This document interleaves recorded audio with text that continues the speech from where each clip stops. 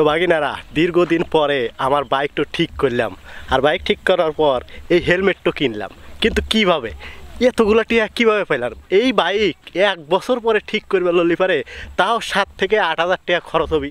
কিন্তু এত টাকা কীভাবে পাইলাম, কোথায় থেকে পাইলাম, চলো দেখা যাক। টিয়া এখন আসলে সেটা বড় কথা নয়, বড় কথা হচ্ছে যে আমার গাড়ি গত 1 বছর যাবৎ ঘরে বসে আছিল, আর এই গাড়ির অবস্থা এখন কীরকম হবে লেগে পারে তোমরা বুঝতেই চাও।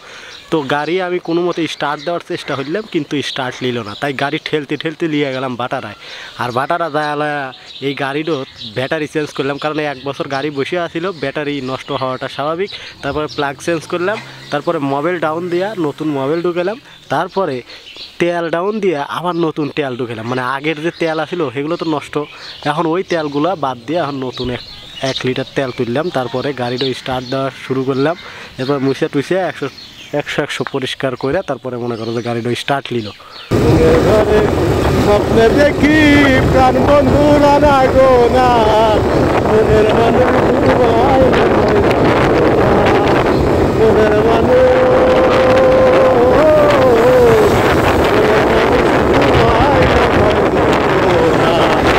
তো বাকিটারা আমরা 2 বন্ধু এখন যাচ্ছি একসাথে। এখন যাবো আমরা উল্লাপাড়া। গ্যাপ দিয়ে চালাবো, তাই ভেঙে চুরি চালাবো নাকি? বাকিটারা দীর্ঘ 2 বছর আগে আমার এই আইডি খুলছিলাম, মানে ব্যাংক অ্যাকাউন্ট খুলছিলাম। আর আজকে এই প্রথম টাকা আসলো, সেটা কোথায় থেকে? ফেসবুক থেকে। আর আমি আর আমার বন্ধু মিলা ছোট মামুর ছোট বাইক নিয়ে 100 রওনা দিয়ে দিছি উল্লাপাড়ার দিকে। দেখি কয় টাকা আসলো, আর আজকে উত্তোলন করাই লাগবে 100। Please key in amount.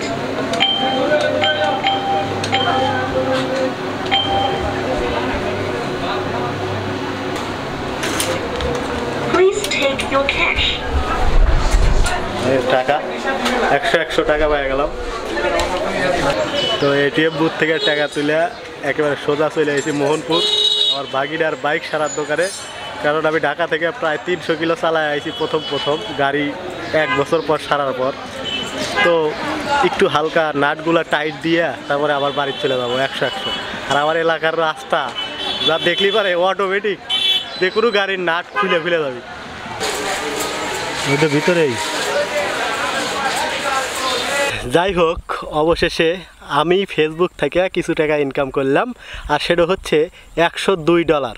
আর $102 আমার ব্যাংকে মানে ইউসিবি অ্যাকাউন্টে আসার পরে দেখলাম ইউসিবি ব্যাংক সেখান থেকে আগে ব্যাট কাটে লিখতে মনে করো 1300 টাকার মতো।